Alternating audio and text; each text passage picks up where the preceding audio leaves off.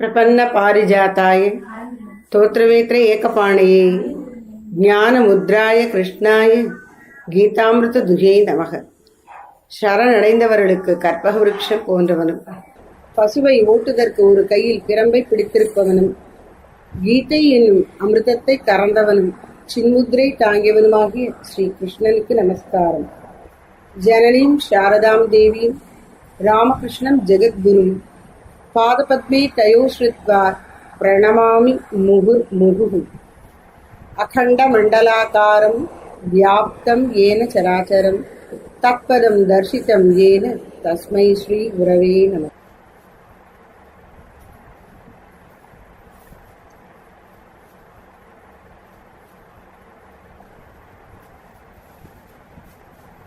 அனைவருக்கும் வணக்கம். அன்னையினருளால் இந்த முக்திஸ்தலமாகிய திருவண்ணாமலை கஷேத்திரத்திலே ஸ்ரீ தாயுமானவர் என்னும் மகா யோகியுடைய அனுபவ ரீதியான ஆத்மானுபூதியை காட்டுகின்ற பாடல்களை முற்றும் ஓதுவதற்கு இறை அருளை பிரார்த்தித்து துவக்கியுள்ளோம். இந்த 3 நாளும், இன்று நாளை நாளை மறுநாள், இந்த 3 நாளும் இறை அருளால் இந்த பாடல்களில் சில பாடல்களுக்கு விளக்கம் நாம பார்க்க போறோம். என்ன, சொல்லிய பாட்டின் பொருள் உணர்ந்து சொல்லணும். அப்பதான் அது நம்மளை பக்குவப்படுத்தும், ஒரு அகப்பக்குவத்தை கொண்டு வரும். அந்த ரீதியிலே தாய்மானவர் பாடல்களிலே பராபர கண்ணி என்கிற பகுதிக்கு ஆன விளக்கத்தை இப்பொழுது துவக்குகிறோம். இந்த பராபர கண்ணி பாடல்கள், கண்ணின்னு சொன்னபடி 2 வரி, திருக்குறள்ல 2வது வரியில 3 வார்த்தை தான் இருக்கும், இதுல 4 இருக்கும், அவ்வளவுதான். திருக்குறள் மாதிரியே 2 வரி பாடல், அதுக்கு பேர் கண்ணி. அப்படி அந்த பாட்டுக்கெல்லாம் பராபரமே பராபரமே பராபரமேன்னு முடியும், அதனால அதுக்கு பேர் பராபர கண்ணி. இந்த பராபர கண்ணி பாடல் தொகுப்பிலே 389 கண்ணிகள் இருக்கின்றன. இந்த 2 வரி பாட்டா 389 இருக்கு. இந்த பராபர கண்ணி தவிர என்னாள் கண்ணி, காண்பேனோ என் கண்ணி, அப்படி பல வேறு சில கண்ணி வகைகளையும் பாடியிருக்கார். அதுல சில பாடல்களை கருத்துக்கு ஏற்ப தொகுத்து கொடுத்திருக்கிறார் தாய்மானவரே. இந்த பராபர கண்ணி பாடல்களை திரும்ப திரும்ப கேட்கும் போது நமக்கும் ஒன்று புரியும். இந்த பாடல்களையும் அப்படி கருத்துக்கேற்ப பிரிக்கலாம். அவர் ஒரு வரிசையில சீராரும் தெய்வ திருமறையாம் பூமி முதல் பாராதி ஆண்ட பத்தியே பராபரமேன்னு ஆரம்பிச்சு பாடிட்டே வர, அந்த 389 பாட்டையும் அவர் பாடின வரிசையில அப்படியே வச்சுக்காம நாம சில கருத்துக்களை மனசுல கொண்டு இந்த பாடல்களை அங்கங்க போட்டோம்னு சொன்னா ஒரு கருத்தை விளக்கக்கூடிய 20 கண்ணி, 12 கண்ணி, 42 கண்ணி அப்படி கிடைக்கும். அந்த கருத்துக்களை எப்படி நாம் அமைத்து கொண்டோம் அப்படின்னு சொன்னா, ஜீவ யாத்திரைங்கிற ஒரு மைய கருத்தை எடுத்துக்கிறோம். ஜீவ யாத்திரைனா என்ன அப்படின்னு நாம கொஞ்சம் சிந்திக்கணும். யாத்திரைனா என்னன்னு தெரியும் உங்களுக்கு? யாத்திரைனா என்ன? யாத்திரைக்கும் டூருக்கும் என்ன டிஃபரன்ஸ் இருக்கு, அது நம்ம சிந்திச்சு பார்த்தா நம்மளுக்கு புரியும். டூர் போறவங்க ஜாலியா போறாங்க, எக்ஸ்கர்ஷன், பிக்னிக்கு, டூரு. அதனால டூரிசம் டிபார்ட்மெண்ட் அப்படின்னு வைக்கிறான். ஒவ்வொரு ஊர்லயும் ஏதாவது சிறப்பு இருந்தா அதெல்லாம் எடுத்து பளிச்சுன்னு காமிச்சு ஆட்களை வரவேற்கணும், இழுக்கணும்.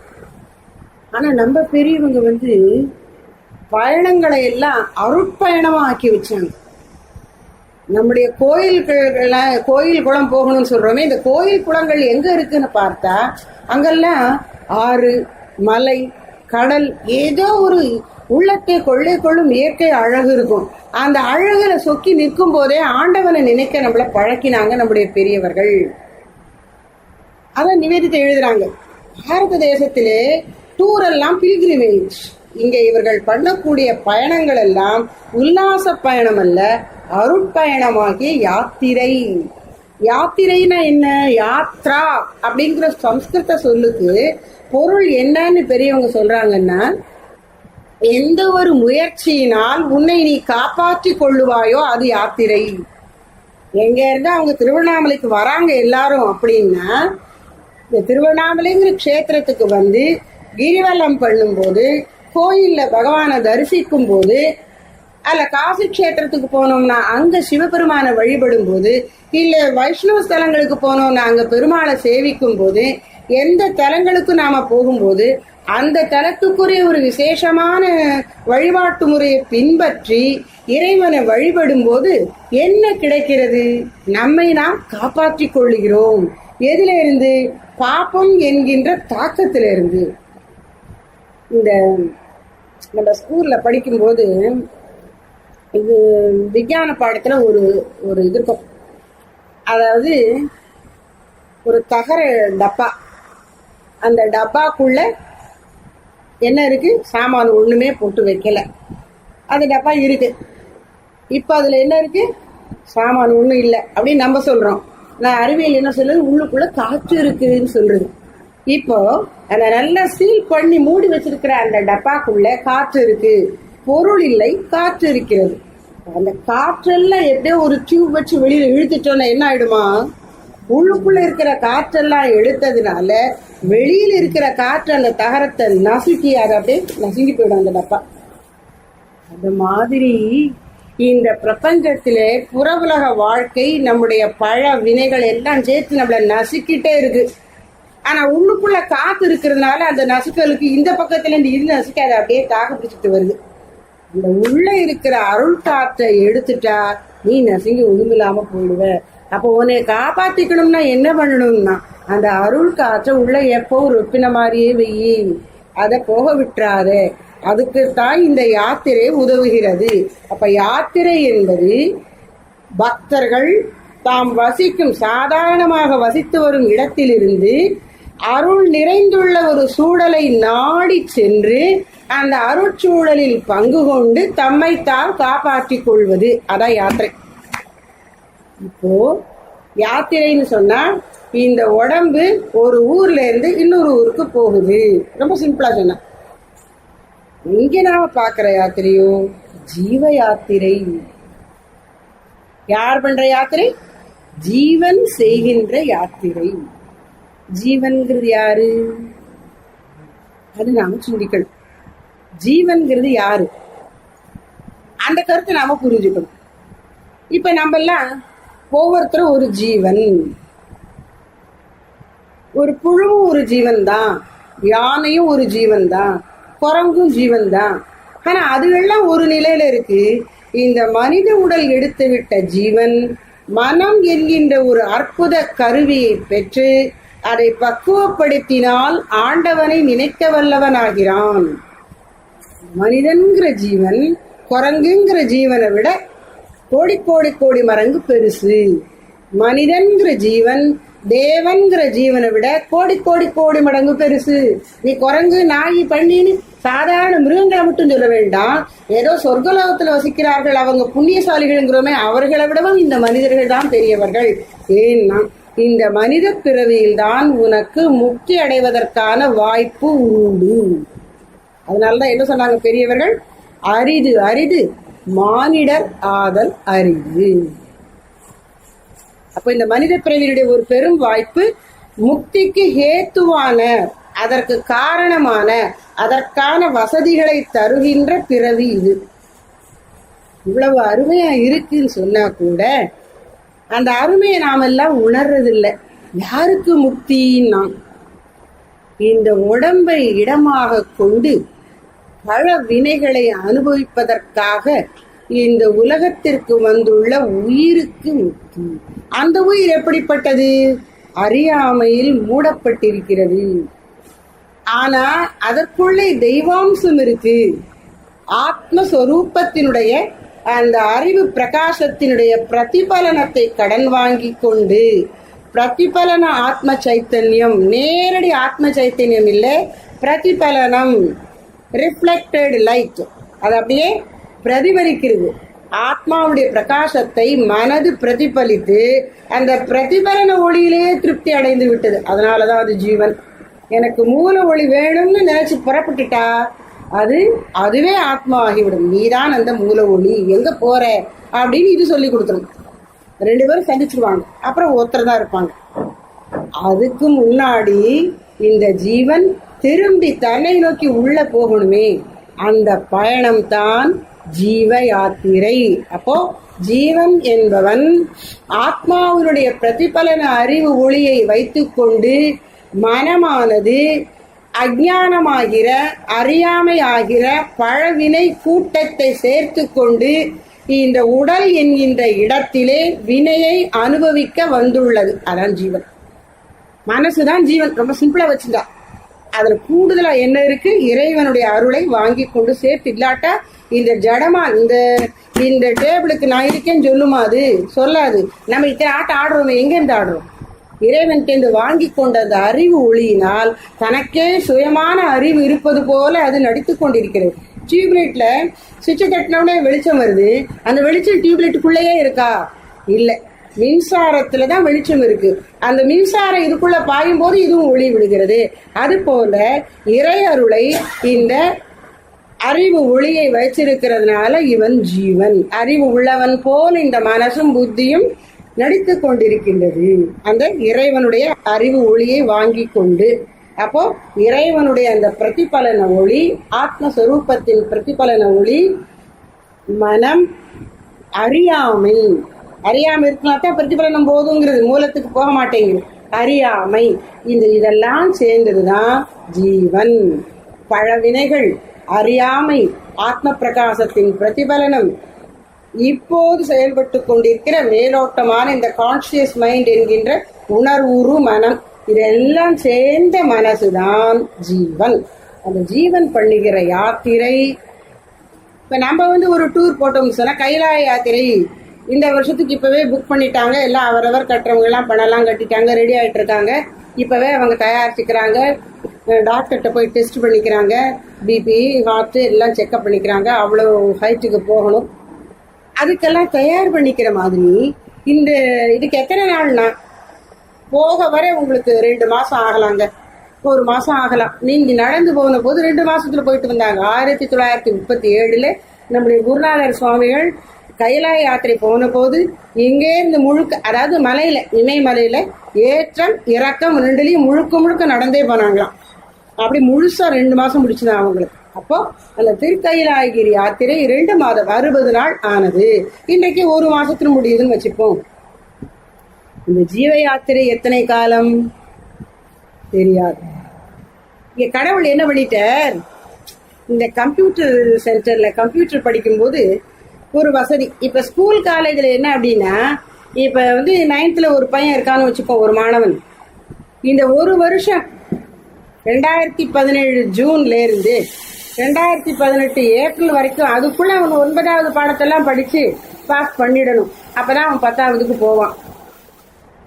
8வது பாஸ் பண்ணி 9க்கு போயிடணும். இல்லைன்னா இன்னொரு வருஷம் அங்கேயே கிடக்கணும். ஒரு புத்திசாலி பையன் அவன் 6 மாசத்துலயே படிச்சிருவான். அவன் என்ன பண்ணணும், அவனும் 1 வருஷம் காத்திருக்கணும். முழுசா 1 வருஷம் முடிச்சாதான் அவன் 10வதுக்கு போக முடியும். இது நம்ம கல்வி முறையில உள்ள குறை. ஆனா இயற்கை தாய் இப்படி வைக்கல. எந்த ஜீவனுக்கு எத்தனை நாள் வேணுமோ அத்தனை நாள் எடுத்துக்கலாம். எனக்கு 4 மாசம் போதும், ரைட். எனக்கு 40 மாசம் வேணும், ரொம்ப சரி வச்சுக்கோ.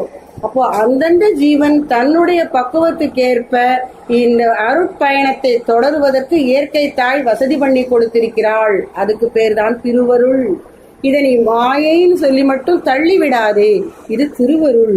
நீ முற்றிலும் பக்குவம் அடைந்து சொரூபத்திலே கலக்க தயாராயிருக்கும் போது இது மாயையின் ஒதுக்கு. அது வரைக்கும் இது மாயையும் இல்லை, மலமும் இல்லை, அருள்.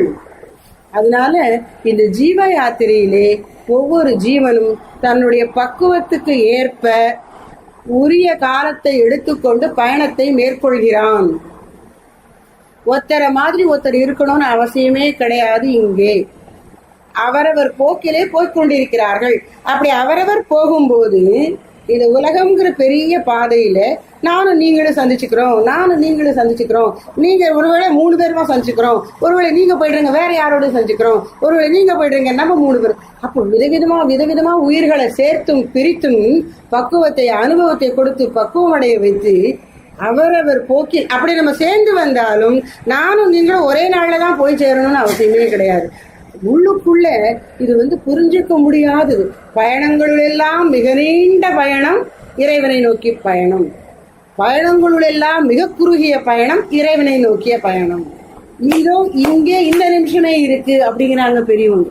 அதொன்று என்னைக்கோ அடைய வேண்டிய ஒரு பொருளா சொல்லவே இல்லை. இப்பொழுதே அடையப்பட்டதாக ஸ்வதசித்தமாக தன்னில் தானாய் அது என்றும் எப்பொழுதும் எங்கும் இருந்து கொண்டிருக்கிறது. சரி, திருவண்ணாமலைக்கு வந்தா தான் உனக்கு ஆத்மா அனுபூத்தியா? இல்லை. அந்த ஆத்மா இல்லாத இடம் எங்க? இடமே அதுக்குள்ளதான் அடங்கி இருக்கு. அதனால எங்க இருந்தாலும் உனக்கு சித்திக்கும். ஆனா இந்த இடத்துல தவ பூமி கொஞ்சம் எல்லாருடைய முன்னோர்களுடைய தவம் இருக்கிறதுனால உனக்கு கொஞ்சம் உதவி கிடைக்கும். ஆனா ஆத்மஸ்வரூபம் என்பது வேறுபாடு இல்லாமல் சமமாய் எங்கும் உள்ளதாலே எந்த இடத்திலும் எந்த காலத்திலும் எப்பொழுதும் யாரும் பெறலாம்.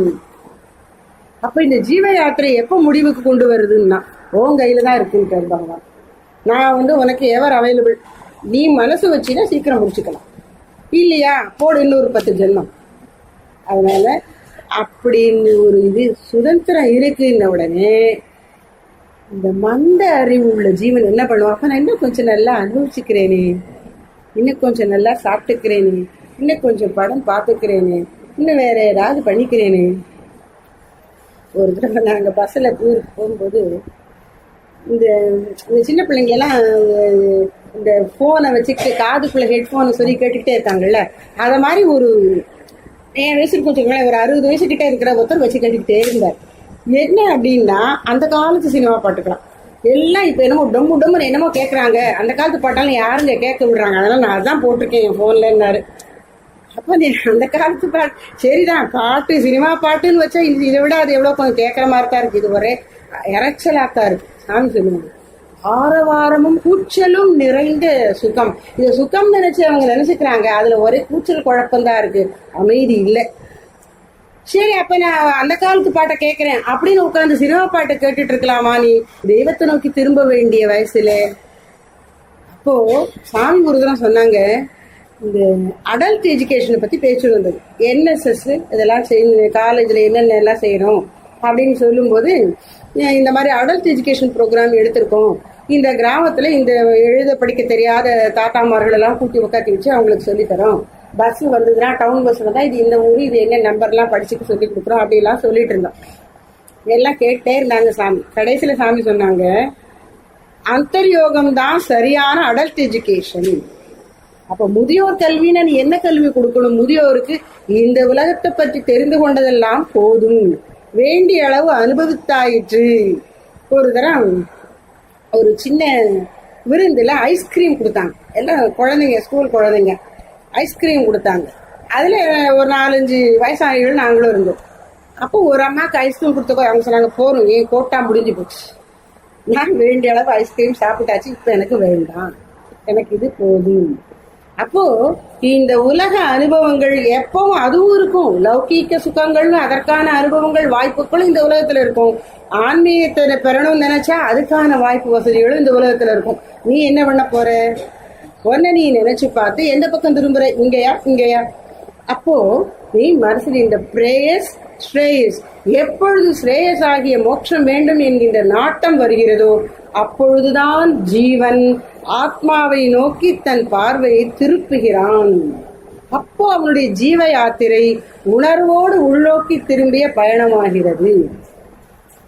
அதில் அவன் எவ்வளவு வைராக்கியமும் ஸ்ரத்தையும் உடையவனா இருக்கானோ அவ்வளவுக்கு அவ்வளவு சீக்கிரம் நிறைவேறி விடுகிறது. ஜீவ யாத்திரை என்பது ஜீவன் தன்னை உணர்ந்து தான் இந்த உடல் அல்ல, இந்த மனமும் அல்ல, தனக்கென்று உண்மை இருப்பு அறிவுமயமான ஆனந்தமயமான இருப்பு உளது என்று உணர்ந்து உள்ளே திரும்புகிறான். இப்படி திரும்புவது இன்னைக்கு 1/2 மணி நேர ஸ்பீச்ல சொல்லிட்டோம், உடனே எடுத்துட முடியுமான்னா? ஒரு காரை திருப்பி கொண்டு வரதுக்குள்ள அந்த டிரைவர் எவ்வளவு சாமர்த்தியமா திருப்ப வேண்டியிருக்கு. வாழ்க்கைய உலகத்திலேருந்து திருப்பி மனசை ஆத்மாவை நோக்கி கொண்டு போகணும்னா அது அவ்வளவு சீக்கிரம் நடந்துருமா?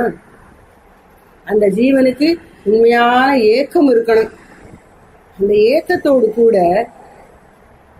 வேதாந்தம் என்ன சொல்றது? ஆத்மாவே உன்னை தேர்ந்தெடுக்கணும். சரி, நீ வா, இனிமே நீ என்கிட்ட வந்துடலாம் அப்படின்னு அது உன்னை கூப்பிட்டா தான் நீ போவ. நம்ம அது பக்தி பாஷையில எப்படி சொல்றோம்?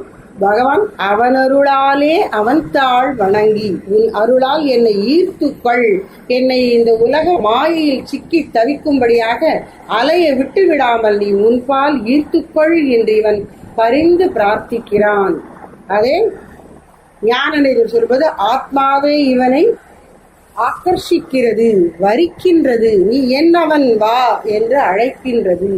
அந்த அந்தராத்மாவின் அழைப்பு கேட்கும் போது இவன் திரும்பி போற பயணம் விரைவாக நடந்து முடிகின்றது. அதுக்கு குருவருள் பெரியவங்க என்ன சொல்றாங்க? புறத்திலே மேனி தாங்கி வந்திருக்கிற குருவானவர் இவனுடைய மனசை அகத்தை நோக்கி திருப்புகின்றார். மலையை குடையாய் தாங்கிய கோவிந்தன் சரண் என அடைந்தேன், அவன் என் பார்வையை உட்புறம் மாற்றிவிட்டான். என்னுடைய இறைவனை நான் சரணடைந்த போது அவன் குரு வடிவில் வந்து என்னுடைய பார்வையை அகமுகம் ஆக்கிவிட்டான். அதன் விளைவாக என் உள்ளம் உன்னை நாடுகிறது. அப்படி குருநாதர் செய்யக்கூடிய மிகப்பெரிய உபகாரம் கருணை என்ன? ஜீவனை உள்நோக்கி திருப்பி விடுகிறார். அந்த ரைட் அபவுட் டர்ன் எடுக்கணும்ல, அது கொடுக்கிறது, அதுக்கான சக்தியை தருவது சத்குருவே அன்றி வேறு யாருக்கும் சாத்தியமல்ல. தன் உண்மை நிலையை உணர்ந்த குருநாதர் சிஷியனை பார்த்து, இதுதான்ப்பா உன்னுடைய உண்மை நிலையும், இங்க வா அப்படின்னு பிடிச்சி இழுத்து தண்ணிக்குள்ள இருக்கிறவனை கரையில இருக்கிற ஒருத்தன் தைரியமா பிடிச்சி இழுத்து தூக்கிடுறான். அவன் ரொம்ப போராடி இவனை இழுக்க பார்ப்பான். இவன் சாமர்த்தியசாலியா இருந்தா கரையிலே அவனும் உறுதியா நின்று கொண்டு தண்ணியில தவிக்கிறவனையும் தூக்கி எடுத்து விடுகிறான். அதுபோல குருவானவர், அனுபூதிமானாகிய சத்குருவானவர் ஜீவனை ஆத்மாவை நோக்கி திருப்பி விடுகின்றார். அப்போ குருவருள் திருவருள் இரண்டுமாக உள்ளே இழுக்க, அப்ப வெளியில் இருக்கிற குரு உள்ள பிடிச்சு தள்ள, உள்ள இருக்கிறாரே பகவான் அவர் என்ன பண்றார்? திருப்பி வெளியில போயிடாதபடி அப்படி பிடிச்சு வச்சிருக்கிறார். அதுக்கு மேல திரும்ப அந்த ஜீவன் இதுல உழல்வதுங்கிறது இல்லாமல் உள்ள வந்து விடுகிறது படிப்படியாக. இந்த நிலைகளை எல்லாம் பராபர கண்ணியினுடைய பாடல்கள் எந்த விதத்துல காட்டுகிறதுன்னு சொல்லி நம்முடைய சாஸ்திரங்கள்ல சொன்ன விஷயம்தான், எதுவுமே இதுல புதுசு இல்லை. இந்தந்த கருத்துக்களை இப்ப எடுத்து போட்டிருக்கோம். சாஸ்திரத்துல அங்கங்க சொல்லியிருக்கக்கூடிய கருத்துக்களை எடுத்து ஜீவ யாத்திரையின் பல நிலைகள் என்னென்ன அப்படிங்கறத பார்ப்போம். ஹர நம பார்வதி பதையே. தாழ்வான சுவாமிகள் திருவடிகளே சத்குரு திருத்தாள்.